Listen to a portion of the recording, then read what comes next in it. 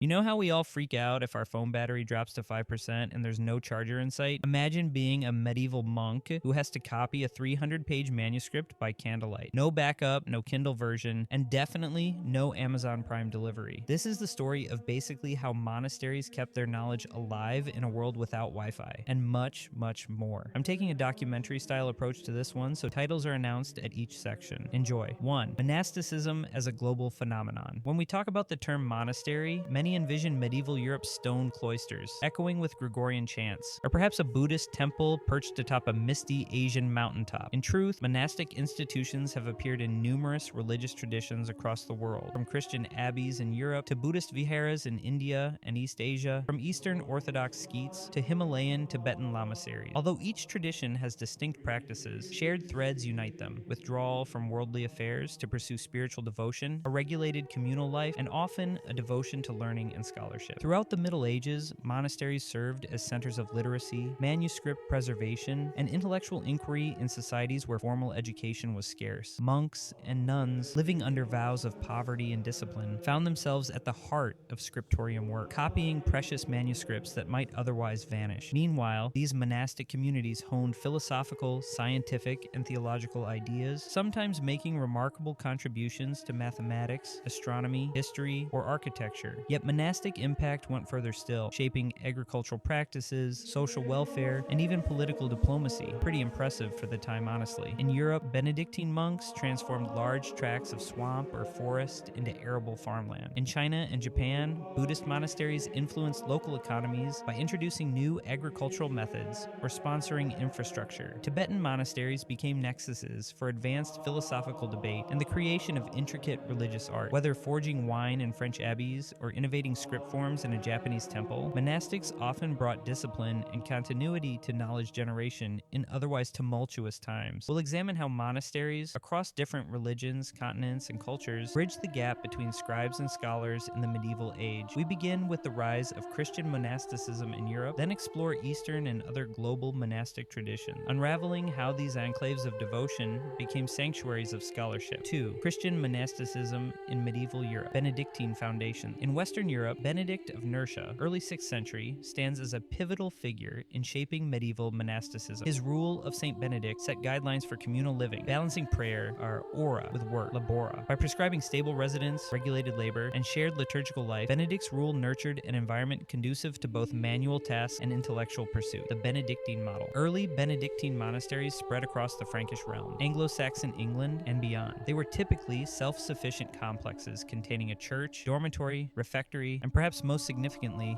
a scriptorium, the writing room. Within these scriptoria, monks painstakingly copied sacred text, patristic works, and even classical Roman literature. This copying preserved writings that might otherwise have been lost due to political upheaval or decay of older Papyrian scrolls. In the process, scribes often annotated margins with personal notes or added small artistic flourishes, miniatures, illuminations, giving birth to the lavish illuminated manuscripts that survive today in museums and libraries, centers of learning. As Benedictine houses multiplied, some developed into robust intellectual hubs, harboring archives and libraries open to select outsiders. Over time, abbots might invite lay scholars, or local nobles might donate collections, enriching these libraries further. Certain monasteries specialized in particular fields. Monte Cassino in Italy, for instance, became famous for preserving Greco-Roman medical knowledge. Fulda in Germany advanced theological studies, agricultural and economic influence. Beyond intellectual life, Benedictine communities revolutionized farming and land management. They introduced or refined advanced irrigation systems, winemaking techniques, and new agricultural rotations. Monasteries also ran schools or provided care for the poor, weaving themselves into the broader socio-economic tapestry of medieval Europe. By the 9th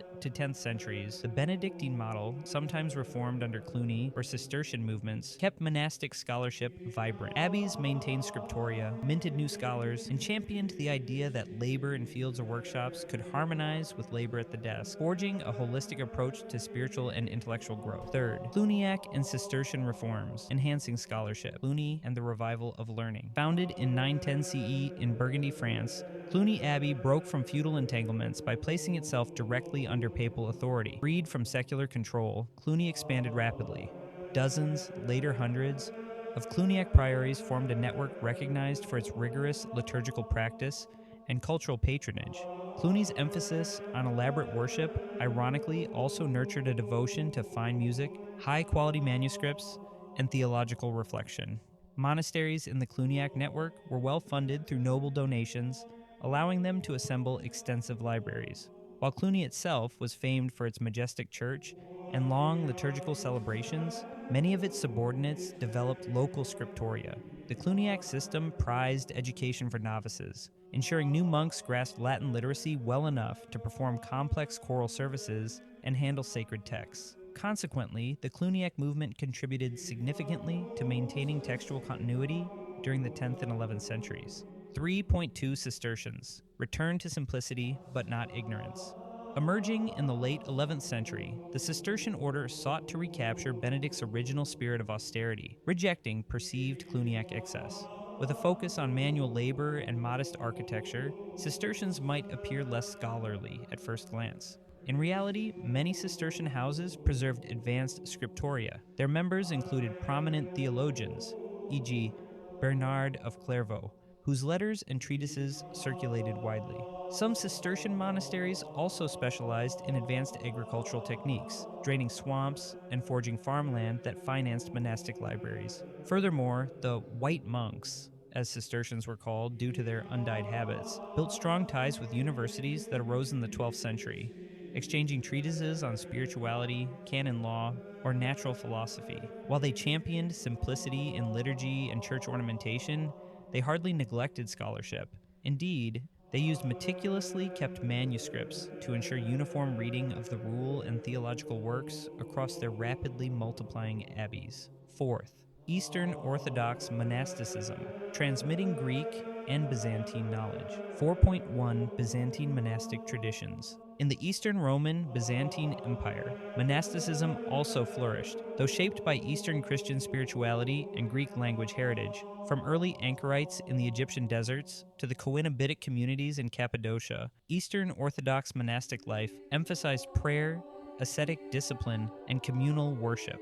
By the Middle Ages, after the 6th century or so, Byzantine monasteries wielded substantial influence, spiritually and culturally, within the empire. 4.2 Scriptoria in the East. While the Western tradition of copying manuscripts in Benedictine scriptoria is well known, Eastern monasteries likewise copied and preserved countless Greek patristic writings and even classical Hellenic texts. Mount Athos, a peninsula in northern Greece, became a renowned monastic center from the 10th century onward. Its isolated, rugged terrain allowed monks to focus on devotion and scholarship relatively uninterrupted. Monks at Athos, alongside other Byzantine monastic communities, meticulously transcribed the works of church fathers, maintaining a continuous Greek intellectual lineage from the late Roman era. 4.3 Links to Slavic lands.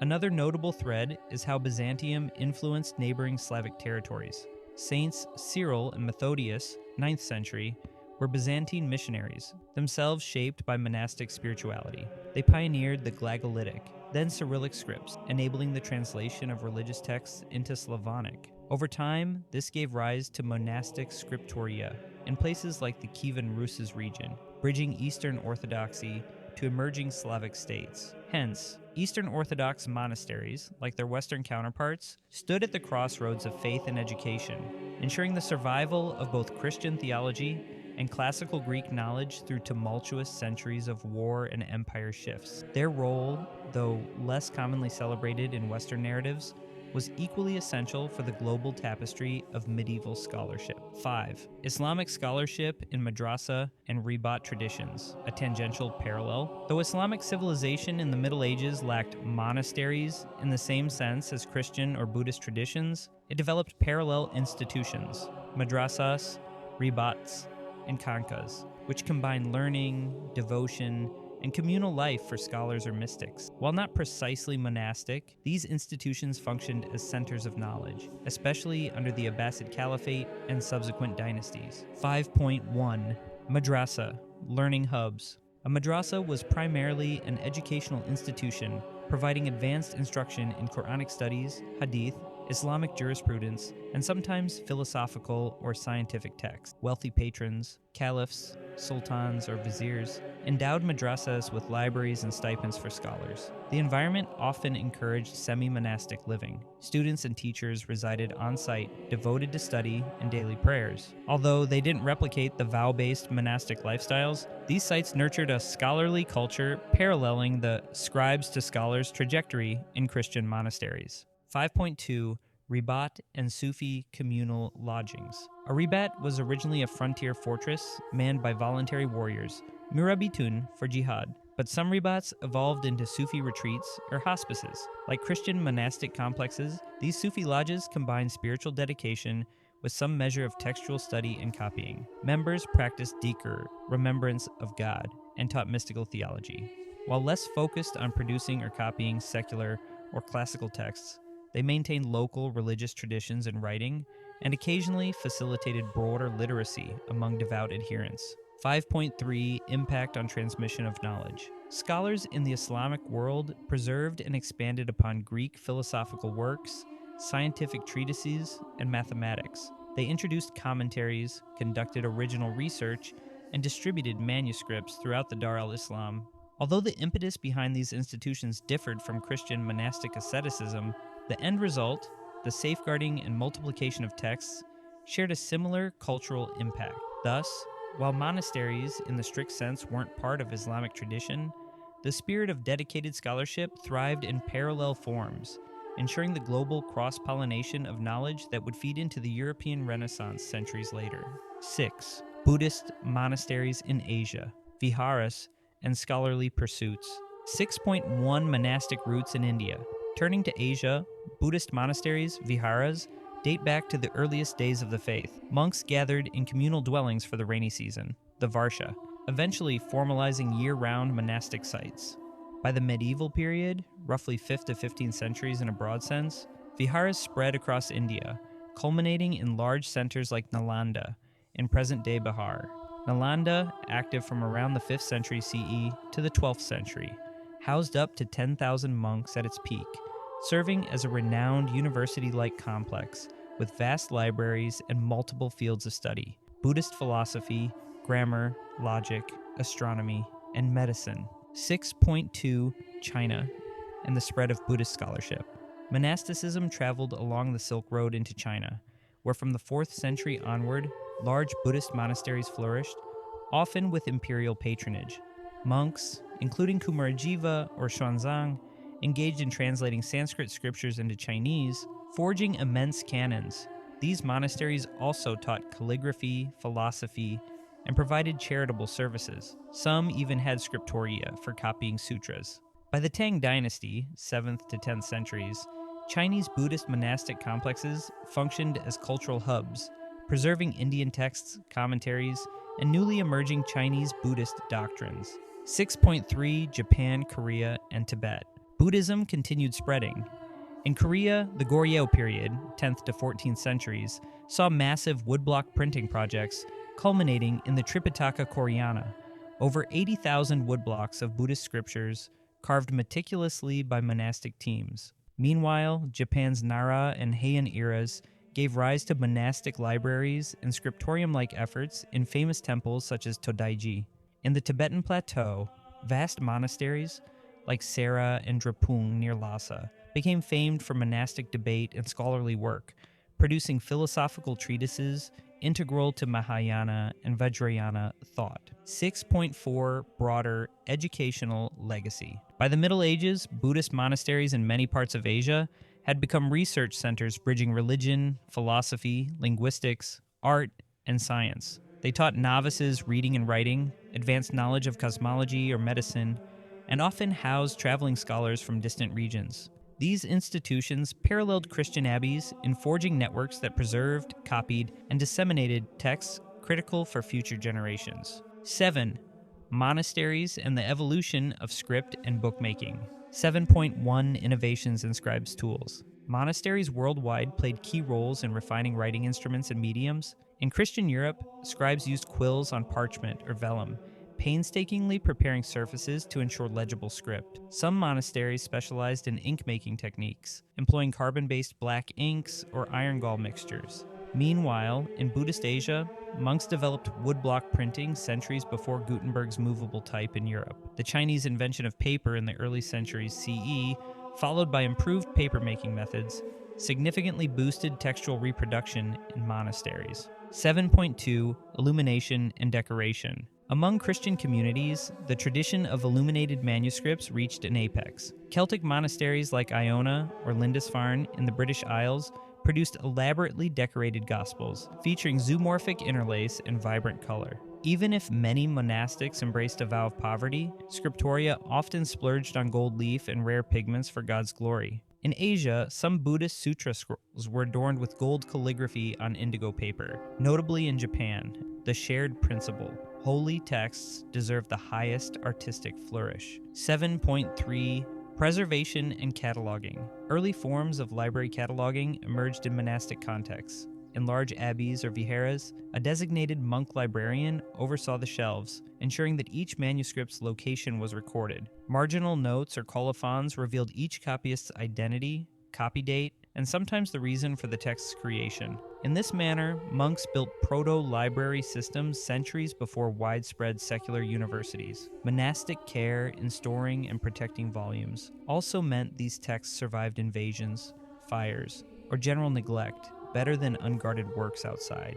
In sum, monastic scriptoria or printing halls formed the beating heart of medieval textual culture. They not only preserved essential religious materials, but also advanced bookmaking crafts, transcending time and place to influence how knowledge was recorded, illuminated, and passed down. 8. Monastic education and intellectual exchange. In many medieval societies, monasteries doubled as educational institutions. Young novices entering a Benedictine or Cistercian cloister, for instance, underwent rigorous training in Latin literacy, liturgy, and basic theology. Over time, certain monasteries also taught arithmetic, music, chant, and rudimentary medicine. Similarly, Buddhist viharas across Asia functioned as monastic universities, where novices learned scriptural recitation, logic, debate, and philosophical texts. 8.2 Cultural and linguistic bridges. Monasteries served as cross-cultural linkages, especially along trade routes. In Central Asia, for example, Buddhist monasteries welcomed itinerant monks from India or China, facilitating translation of texts into new languages. In Western Christendom, Irish monks traveled throughout Europe's mainland, promoting the insular script style and reintroducing classical learning in regions overshadowed by conflict. Orthodox monks from Byzantine traditions could journey to Slavic lands, bridging Greek theological writings to Old Church Slavonic. Each step advanced the synergy of intellectual traditions. 8.3 Foundations for early universities. Eventually, in Western Europe, cathedral schools and monastic schools laid the groundwork for the first medieval universities, e.g., Bologna, Paris, Oxford.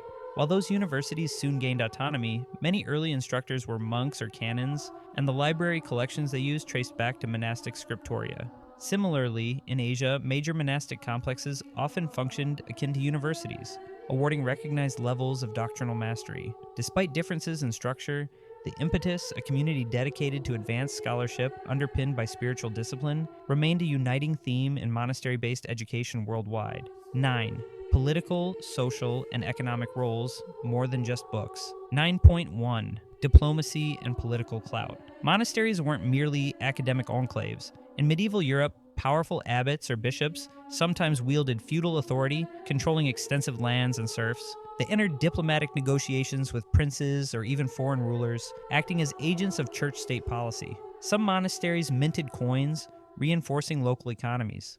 Meanwhile, in Asia, certain Buddhist monasteries advised emperors, like in Tang China or certain Japanese courts. Tibetan monasteries influenced regional politics, forging alliances or enthroning Dalai Lamas as spiritual political leaders. 9.2 Social welfare and care.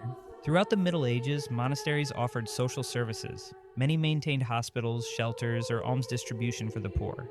Their well-tended herb gardens often provided a foundation for rudimentary medical treatments. In Europe, the Benedictine ethos of hospitality required hosting travelers, pilgrims, or even local peasants seeking refuge. In Buddhist contexts, monks offered counsel, taught moral lessons, or distributed relief during famines. In both cases, the intangible bond between monasteries and local communities augmented the monastery's role as a moral and intellectual authority. 9.3 Economic engines. Monasteries commonly owned farmland, vineyards, or mills. Skilled lay brothers and occasionally local laborers produced goods, wines, cheeses, textiles that might be sold to fund monastic projects. Over time, some houses amassed considerable wealth, which they partially invested in library expansions or scriptoria. This synergy ensured that scholarship wasn't entirely reliant on sporadic noble donations. The monastery's economic model supported stable, ongoing literary production. By weaving diplomacy, social care, and economic innovation with their scriptoria, monasteries across religions carved out robust roles within medieval societies. The knowledge they preserved and propagated thus came packaged in a broader web of spiritual, social, and political influences that shaped entire regions. 10th conclusion: the enduring legacy of monastic scholarship. Across medieval societies worldwide, whether Christian Europe, Eastern Orthodox realms, Buddhist Asia, or parallels within the Islamic world's educational communities, monastic institutions emerged as bedrocks for preserving and generating knowledge. From the Benedictine scriptoria, illuminating sacred texts on vellum, to the Buddhist viharas copying or printing sutras, these cloistered communities blended piety with profound intellectual pursuits. Their dedication to copying manuscripts, teaching novices, exchanging ideas, and forging library collections meant that crucial philosophical, religious, and cultural works survived periods of chaos and transition. Some monasteries even catalyzed the birth of early universities, ensuring that theology, medicine, law, and classical traditions continued evolving. Others advanced agriculture, local infrastructure, and social welfare, reflecting the remarkable breadth of monastic influence. In places like Mount Athos or Nalanda, in the labs of Chinese Buddhist centers, or the hush of a Benedictine scriptorium, the synergy of devotion and scholarship shaped how societies recorded the past, framed religious truths, and innovated for the future.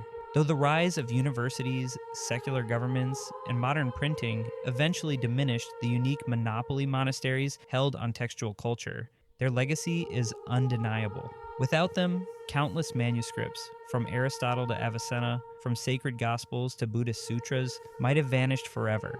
Monasteries not only kept the written word alive in dark ages, but also refined the art of bookmaking, advanced translation across languages, and established communal living dedicated to both spiritual and intellectual enrichment. Even today, centuries after the high medieval period, we still see echoes of monastic tradition in academic libraries, in the calligraphic elegance of certain religious art, and in the quiet vow of dedicated scholarship that many institutions foster. Whether perched on European hills, nestled beside Himalayan peaks, or integrated into sprawling cityscapes, the spirit that animated these medieval monasteries, from scribes to scholars, lives on, reminding us that the pursuit of knowledge can thrive in places of mindful contemplation, rigorous discipline, and unwavering community support.